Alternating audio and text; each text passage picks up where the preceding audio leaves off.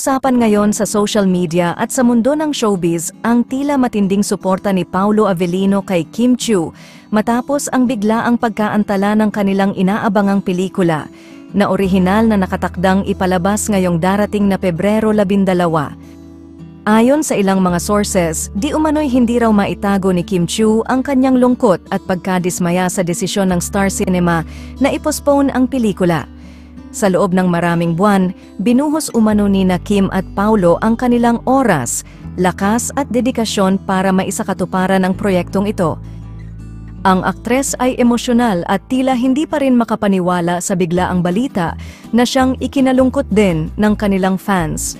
Gayunpaman, pinatunayan ni Paolo Avellino ang kanyang pagiging isang mabuting kaibigan at kapwa-artista sa pagbibigay ng todo suporta kay Kim sa gitna ng mahirap na sitwasyong ito.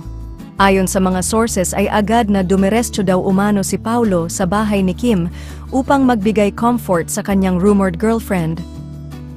Samantala, ang fans ay umaasa pa rin na sa tamang panahon ay maipalalabas ang pelikula, lalo na't alam nilang pinaghirapan ito ng kanilang mga iniidolo.